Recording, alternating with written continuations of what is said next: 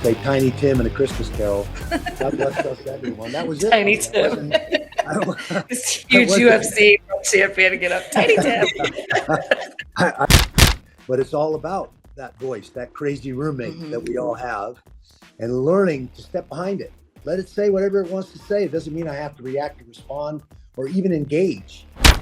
Though I like Jake Paul as a person, but I'm coming to take his head off. If that doesn't make your butt pucker, nothing will. Right. And I think there are a lot of people. Okay. Welcome to the Counterpunch Podcast, Season 1. On this episode, we'll be discussing resilience. And who better than to chat it up with resilience than who's in our ring today? Oh my goodness, Brittany, who is in our ring today? Ooh, he is a 6-time UFC champion, a decorated MMA fighter, and an actor in notable roles such as The Expendables, etc. I just learned that you were in over 51 different movies the other day, which kind of blew my mind. But here we are. We have Randy Couture. Hey. Thank you so much. Hello, Randy, and thank you so much for joining us. Wow. We're going to run out of adjectives there real quick on you, buddy. Just slow it down. Wow. Fantastic. So speaking of all those projects, got anything new and exciting, or what are you currently working on? Just delivering a film that I produced and acted in a couple years ago called The Demon Pit. And my girlfriend, Mindy, wrote the script. I fell in love with it. It has to do with, good and bad and good and evil in each and every one of us, mortal sins. She took all the female entities from all of man's religions and kind of brought them together. So stop it. Very, very interesting kind of supernatural thriller. We're just in the final throes of getting that one delivered. And hopefully that one will go wide and people will get to see that in theaters. So it was fun working with D. Kane and a bunch of other great actors. Had a lot Demon Pit. We're going to have to keep an eye out for that one. Yeah, definitely. That's awesome. Yeah. So we're just going to jump into it. Today, our topic is resiliency, which you are pretty much an expert on. So we would love to hear how you define resiliency. Well, I think there's probably no other ability in your life to make your life happier and better than to be able to turn a challenge, an adversity, into a fun challenge. And that's what resilience is. I grew up in a single parent household as the oldest and only male up in Seattle, just north of Seattle. So that chore list was handed to me, and I was up to me to make sure that everything on that chore list was done by the time mom got home from work, or there was going to be hell to pay. And certainly through my mom raising 3 of us by herself, developed a work ethic that I think translated to almost everything else that I did. And certainly the sport of wrestling, which I found at 10, been told my whole life how tough my dad was and what a good wrestler he was. I thought maybe if I stepped on that mat, he'd show up, he'd come around. That didn't work, but I certainly found my calling. I found the place where I seemed to flourish. Those coaches were very important guys in my life because of that void.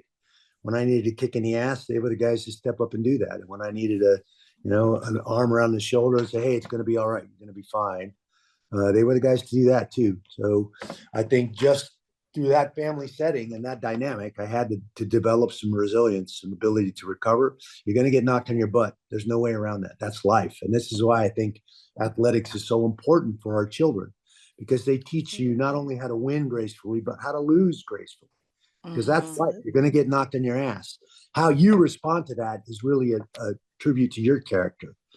Everybody talks about, oh my gosh, you won 6 world championships. I'm like, yeah, that means I lost it at least 5 times. And the truth is I lost it all. Right.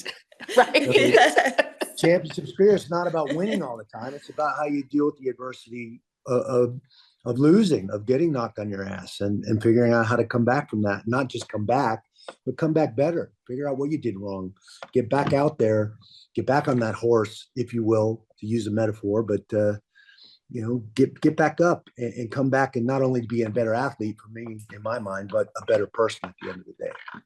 Oh, absolutely. Yeah. If you had not gotten back up after some of those losses, Yeah, you wouldn't have right. got some of those wins. It just And I is, think the yeah. volatility of wrestling prepared me mentally, psychologically for the very volatile sport of mixed martial arts. I started wrestling, like I said, at 11, and was in the finals of the NCAA's twice and managed to come up short. Was in the finals of the Olympic trials 4 times and managed to come up short and not make the Olympic team. Those pretty big goals, pretty important things in my life that I fell short on. And if I'd have let that discourage me or let that force me to walk away, look at all the other stuff I would have missed. Yeah.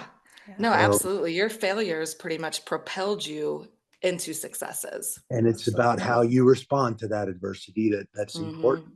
So I think the biggest thing I wish I'd have figured out earlier is that voice in our head. We all have that internal dialogue. And that internal dialogue can be brutal, especially when the pressure gets turned up. Undermine your confidence, bring out all your flaws, talk about everything you hate to talk about. That's what that internal dialogue does a lot of times. And so many of us react to that and respond to that. And we don't recognize that we control that voice. That voice does not control us. And that's something I learned through athletics that I wished I'd recognized applied to my daily life, my regular life, not just my athletic life a lot sooner. I could have saved myself a couple of divorces maybe. Had I figured that out. So kind of piggybacking on that, because that's really great. And that's really great advice. For all of us who hear that, do you have any advice for how not to pay attention to that voice or how to redirect it in a positive manner? I think there are some books out there. One that really stuck out to me, and my sister recommended this book for me. It's not a very big book. It's a small book. It's called The Untethered Soul by Michael Sandler. Yeah. And it's not grounded in any specific philosophy or religion. It kind of covers the gambit, but it's all about that voice, that crazy roommate that we all have, and learning to step behind it. Let it say whatever it wants to say. It doesn't mean I have to react or respond or even engage. And then recognize that you can shut that voice down and give it affirmative, positive things to say. For me, I worked with a sports psychologist on the national team that made me aware of this, and writing those affirmations down on a 3x5 card, sticking them on my gym locker, sticking them on my dashboard of my car, sticking them where I brush my teeth every morning and every night. So when that crazy voice starts chattering, stop and start reciting those affirmations that are written on those cards. Yeah. And after a while, you don't need the cards anymore. You can just shut that voice off when it starts going nuts and give it those positive, affirmative things that you want to accomplish, that you're out to do. And that, for me, I learned this skill through athletics, because it was about going out and solving the problem that guy posed, either on the mat or in the cage. I had to figure out how to solve those problems. And so those affirmations, move your feet, breathe, all those simple things that were positive, that were going to keep me in that mindset and on task, were what was on those cards. And then eventually I didn't need the cards. You just get good at it. It's a skill like any other skill. I'm learning all kinds of physical skills to wrestle and fight. Mental skills are the same thing. The more you practice them, the better you get at them. And the more readily that skill is at your disposal to use when you need it. That's good stuff. Yeah. That's real good stuff. Absolutely. Basically, yeah, replace the negative with the positive. And if you have to do it with a card in front of you to physically see it, then do that until you can do it on your own automatically. Yeah. One thing whenever I've discussed you with some people about you being on this podcast, they were like, well, Randy actually started kind of late for UFC or 32, 33 in the athletic world. That is an older age to start. So was that something that you really had to work through mentally to get past those barriers? Yeah, well, you're absolutely right. And I think because I was already wrestling for the national team at such a high level, I just transferred that energy and that focus from wrestling to fighting. And I did both for a while. I didn't stop fighting or stop wrestling for the national team until 2000. I started fighting in 97. So I was juggling both balls for a little while, both trying to make that Olympic team in 2000, continued to make the world team and represent the U.S. on an international stage. At the same time, I was launching my fight career. It's not a busy man at all. Yeah, no big deal. Become a master juggler with the family, the career, the Olympic aspirations, wrestling, and all that. It was, at an early age, I learned to juggle pretty well. At some point, I had to make a decision. I knew I couldn't continue to wrestle forever.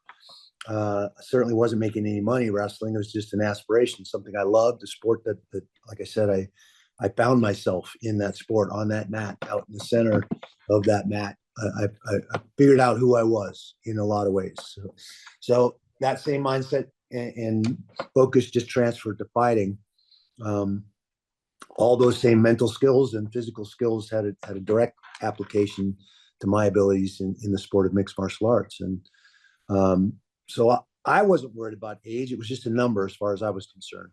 I knew what I was capable of. I was competing at a very high level in wrestling, and just transferred all of that mentality and physicality to the sport of mixed martial arts. And in short order, was sitting in a world championship. I mean, it was like, what just happened? I was kind of shocked myself. What just happened? Here's this sport I entered on a whim just because it looked like fun, and I saw the application of years and years of wrestling. And within my fourth fight, my third show, they want me to fight for a world championship. And I'm like, holy Stop it. Yeah, it was just like that. And then, reality kind of sets in. I've just lost a big piece of my autonomy. I'm no longer, I don't have the privacy that I used to have, or that I was used to having. That was a big adjustment, and something I don't know if I'll ever get used to. But at the end of the day, it means you're doing something right. People want to take a picture with you. They want your autograph. At least they're not spitting on you and cursing you out. Positive attention, right? Yes. Yeah. It's a lot of good attention, not bad. But I never let the age thing bother me. It was that way from day one. Those were the questions that the media and the reporters wanted to talk about. I was an underdog in almost every single fight, simply because I was older. And I think there was an advantage. Being in that underdog position takes the pressure off you. You don't have expectations. You're free to just go out and do exactly what you trained to do. And it's a kind of a good place to be. When you got that target on your back, you're the world champ. Everybody's gunning for you. Yeah. And in some ways, being the older guy, even though I had that target on my back several times, it took the pressure off. Nobody had any expectation of me. They thought I was going to lose. And that put me in a good place to go out and prove them wrong. Fantastic. Yes. Oh, good stuff. Yes. Oh my goodness. Good stuff. Well, so how did you transition from fighting into acting? I'm sure that wasn't an easy transition. It's tough. It was an interesting one for sure. Was it? I got a call from the UFC. I've spent most of my career fighting for that promotion, the Ultimate Fighting Championship. Yeah. I fought a little bit in Japan and some other promotions here and there too, but the majority of the fights in my career were with that promotion. And they called and said, hey, these guys are making this movie Cradle to the Grave with Jet Li and DMX. They want some authentic cage fighters for these underground fight scenes. Are you interested? And I'm like, hell yes, I'm interested. Myself, Chuck, and Tito, Chuck Liddell and Tito Ortiz all got that call from the UFC. We're all three in the that trifecta. In these kind of underground fight scenes. It was an eye opener. It was like going to Oz and getting to pull back the curtain and see the guy pulling the levers, making all the smoke and fire. And I don't know, I was always a moviegoer. My mom used to take us kids on Saturday to the Lynn Twin and drop us off for 5 hours for the double feature. That gave her a break from all three of us yay hoots. So we'd spend a lot of time on the weekends on Saturdays at the theater, but I never saw myself as an actor. I think I was in the 6th grade play, played Tiny Tim in A Christmas Carol. God bless us, everyone. That was it. Tiny Tim. This huge UFC champion to get up. Tiny Tim. I wasn't into drama or any of that stuff in school. I was an athlete. And what's interesting about that is in athletics, we're taught to box up our emotions, put them to the side, stay laser focused on the task at hand and solving the problem on that field or on that mat or wherever that is. And you don't want to be emotional. An emotional athlete is a bad athlete. You're going to make mistakes. You're going to be reckless. And so now they want me to walk in front of this camera and let all that stuff out. I'm like, how the hell do I do that? I don't know how to do that. So that's been the task is figuring out how to tell the truth. I mean, that's what you're doing as an actor. If you're out there just trying to act, nobody's going to buy it. So you have to find a way to tap into your own stream of experience and relate to that character. You're going to get to say and do things in that movie playing that character you would never say and do in real life. That's the fun of it. But at the end of the day, you still have to relate to that guy and make it believable, tell the truth in portraying that character. And so for me, that means making up a backstory, making up a reason why. Why is this guy doing these things? It may not be written into the script, but I have to find a way to relate to him and tell the truth. And so, and through using my acting coach, Barry Primus has been my acting coach for 15 years now. And he's a great guy. He's been there, done that, from writing, producing, directing, acting himself. So he understands the process, and it is a process. And through reading and doing a lot of improv and stuff with him, ferreting out some of my own, going through a couple of divorces. Those are emotional things. So when I put those glasses on and say dialogue with some of that in my head, that dialogue comes out completely different, because I'm relating to my own experience and my own emotions to be able to portray that character, if that makes sense. And I think that's part of the process. And that's been the interesting part, the fun part, to find these characters and find a way to portray them and try to do your best to tell the truth in doing it. Yeah. So that was a real challenge to kind of go in and get those emotions out, and definitely pushed you. I know with Keith, he was out in LA at the time with the Rams, and he got a part in Out of Sight, and that totally introduced him into the movie realm and all of that. And he kept getting parts as like, the big thug and whatever. And then he's like, you know what, I'm actually ready to expand on that. And he did. And he was not a writer. He was horrible at writing, but he wrote a screenplay, and it really pushed him outside of his comfort zone into new areas of his life. Yeah, I can absolutely relate to Keith's journey there. That's exactly how I felt about it. And I guess for me, getting punched in the face for a living was the litmus test. Oh, you get nervous for these cold reads and these auditions? I'm like, nobody's punching me in the face. I think I'm going to be just fine. It sets the bar pretty high for being nervous about something. And you walk out of a tunnel in your board shorts in front of 20,000 people to potentially get your head knocked off. So, right? I think I'm good. But yeah, I think I'm going to be just fine. You want to do what in these acting classes? You want me to stand face to face with you and repeat whatever you say back to you 3 times, and then say something about you that you're going to repeat back to me 3 times? What does that do? That makes you in the moment for sure, which is what the exercise is all about. If I'm looking at your face this close to you and I have to repeat exactly what you say, I better be paying attention, right? I have to be in the moment, which is what that exercise was all about. Finding a way to be in the moment, which is exactly what you're doing as an actor. I better know those cues, because when she says that, I have to say this. It's not just about learning your lines and how you fit into the story, but you got to know your castmates' lines as well. Those are your cues to be able to do what you do. And there's a whole process to this whole thing. And it's been very, very fun and very intriguing, and certainly a lot easier than getting punched in the face for a living. Well, I have to say, for someone who has gotten punched in the face so much, you are certainly a sweet person. Right? I appreciate that. Yeah. Maybe there's a correlation there. Exactly. Talking about that, is there a lot of, especially maybe did you have like a rival fighter, or is there a lot of camaraderie, now that you're retired, or what's that kind of look like? I had a little different mentality, I think, because of wrestling. And when I forayed into fighting, and fighters can be very egocentric. That's what makes them very good at what they do, because you walk out in that cage or that ring by yourself. But I had to wrestle some of my best friends for the spot on the team. One of us was going home pissed off. Okay. That was the way wrestling was. So it was never anything personal with that guy I was facing. The problems that he posed that I had to solve, I had to respect him for that. He was going to make me do work and learn things that I wouldn't have otherwise had to learn if it wasn't for him standing across that mat or that cage from me. And for that, I always wanted to respect those guys that made me do that work, that had a little bit of fear. If you say you're not scared, you're lying your ass off. That little bit of fear motivates you to do that work, so that you don't go out there and look silly and get your head knocked off in the first minute of the fight, which can still happen. There are no guarantees, and you have to make friends with that. But at the end of the day, you do everything you know how to do to put yourself in the best position to win. That's working on those mental skills, working on developing all those physical skills, and being in condition to be able to go out and go as hard as you need to go to solve the problems that guy poses. That's what fighting is. That's what wrestling is. And that's exactly what I was trying to do.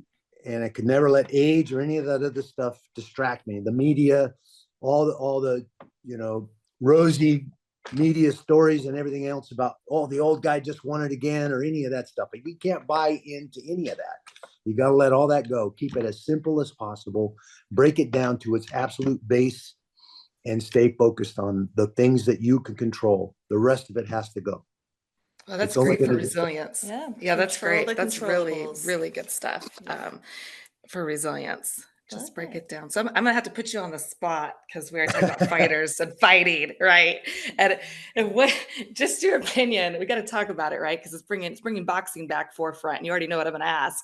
What do you think about that Tyson Jake Paul thing, man? What do we got? What do we got for combative sports? Is it good? Is it bad? Is it great? I Is don't it know. what is it, man? I think how the outcome of that fight will determine a lot of that. I think anybody who's watched boxing over the years and sees Mike Tyson knows he's a very, very formidable opponent, even at 59 years old. And the training footage will definitely get your attention. He's still got the pop. He's still explosive. His statement, this enough is enough. We need to straighten this out for boxing. Though I like Jake Paul as a person, but I'm coming to take his head off. If that doesn't make your butt pucker, nothing will. And I think there are a lot of people. Okay. There are a lot of people that are tuning in just to see that happen because they're not a fan of the rhetoric and all the social media trolling and all the other stuff that built Jake Paul's following to where it is. Now, I'll give Jake Paul credit. He's certainly backing it up. Now, he's done that selectively. He's picked the fighters very, very closely that he's fought so far. The only real boxer is Fury, his last fight, and that was a loss for him. Now, that was still a good fight, and he still had made a good showing of himself. It was a close fight, and Fury's a legit guy. Most of the other guys he's fought were grapplers, were wrestlers, were guys that had marquee names from MMA that at least drew people's eyeballs to those fights, but he wasn't fighting real boxers. Now he is fighting arguably one of the best boxers that we've seen in decades. And he may be 59, but he is still very skilled. And so in my mind, if that goes past 2 rounds, something else is going on here. Right. And I think Mike knows that too. So he has the opportunity to straighten some things out for boxing in these crossover matches. And again, I'll get behind Jake Paul if he's going to poke Dana White in the chest about fighter pay and the lack of transparency in our sport of MMA. I'll support a guy like that that's going to shine a light on that. That's certainly been something that I've been trying to shine a light on for a very, very long time. So in that regard, I love the things he's doing and using his platform to do, and certainly making himself a living and setting himself up to take care of him and his family for the rest of his life. I can't fault him for any of that. Yeah. So I hope, he goes out and has the best fight of his life. I think he's bitten off more than he can chew here with Mike Tyson. That's just how I feel. No pun intended. A lot of people think that that's the case. So I guess we'll see how it shakes out. And that will tell the tale. Is the fix on, and this is going to go long. And Jake, and I think, honestly, if he can drag Mike into later rounds and make it go longer, it only favors him in that regard. Right. Even in Mike's professional career, when he was at his peak, the longer the fight went, it seemed to be more of a question as to whether he was going to be able to get the job done. He was as explosive as they came in those early rounds. So, oh my gosh. I mean, the highlight knockouts are ridiculous. It's unbelievable. That's amazing. Yeah, I had to bring it up because it's exciting. It's in the community and everybody's talking about it. And I think everyone was surprised by that, honestly. But I mean, I'm here for it. We're all here for it, dude. We're here for it. And I saw people on Facebook, social media going, "Is this real? Is this really happening?" It's like, it's dude, really happening. It's really happening. Yeah. Real life. Yeah. I guess we'll see what comes of that. Absolutely. And I think really the last thing, getting back to kind of your career and resiliency, who is someone that's a role model for you that you looked up to? My mom. My mom was the one that did all this by herself. She was the one that working 3 jobs to make sure we had food and clothes, and kept me in athletics, kept me in sports to keep me out of trouble as a young man, and set the bar for me as far as work ethic, and she was my biggest cheerleader from day one, and kept me on the straight and narrow and kept me out of trouble. So it was definitely my mom. I love that. I can Yeah. dig it. Yeah, that's stuff we're going to be talking about later on in the season, is support systems and how vital those are to everyone, and getting through things and helping you in your resiliency. And yeah, so, and I think we're really going to talk more about how men Their have a support systems have differ a from harder women. time Yeah. developing support systems. So it's wonderful that you had her in your life to push you and motivate you and be your cheerleader. Yeah, she was the best. She was a great example of how to do it, how to get through it. Whatever adversity was thrown at you, you still got to get up, and you still got to make it happen. So she was a great example of that for me, for sure, and for my sisters. Fantastic. We're excited to see this movie coming out. Yes, it'll be wonderful. The little thriller. I'm Yes. excited. I'm excited. Yeah, Yeah. there's another one out right now called The Bellkeeper, and Okay. talk What's about that those on? emotions. It's a supernatural thriller as well. Okay. You think you're watching one thing and it kind of turns into something else, but talking about, in front of the camera, being able to get to that emotional place. And that was one of the first times I really felt like I got all the way over the line. I'd been very close in a couple of other films where I needed to be emotional. But for whatever reason, this particular film, I had a daughter in some of the scenes. And she's in the spirit world, and Okay. for whatever was going on. I mean, I know what was going on, and I think I know why I was able to get there that day on set with that particular scene. But I feel like the first time while I was there, actually on camera, to get completely emotional and get all the way there. So I felt like that was a feather in the cap as an actor, to try and be able to conjure that up in an imaginary situation, but make it real. Dude, we're gonna have to check that one out. I do. The It's a fun one. Bellkeeper. Yeah, it's a fun one. Bellkeeper. Yeah, there's literally nothing this guy can't do. Oh, so now we're like 53 movie. I mean, I'm running out of like, jeez. Yeah, she said that to me the other day, and I was like, "What? There's no way. How do you have time? Who does your time management, dude? Forget resiliency. Who's managing your time? Yeah, well, if you'd have told Maybe me that's 20 what we years should ago I talk to needed an Randy about. assistant, I would have laughed at you. But now I don't know what I'd do without Valerie, without my assistant. She helps me keep it all straight. So Jeez. Do I have time to get this load of laundry done today? Randy's like, I filmed 3 movies, running my non-for-profit, doing charities, running my gyms. Like, what? It's incredible. You're definitely an inspiration. You set the Wow. bar very high, but it's appreciative to have you on and helping us and helping our listeners. This is really great key points, and motivator, just all around motivator. Yes. I appreciate that. Thank you. Yeah, thank you so much for your time. We really appreciated it. And Thanks. I'm happy to be on. Thank you guys for having me on. And I think it's great. I hope this goes well for you. You're doing a good job. These are topics that I think a lot more people need to talk about. Absolutely. I think so too. I think Yeah. so too. It's not COVID related at all, but post pandemic, I think we all realized we're not as resilient as we thought we were. I think there's a lot going on in the big picture right now, and there's a lot of people struggling right now. So talking about mental health and talking about resilience and being able to embrace adversity and get through means we're going to have to pull together. You can't do this by yourself.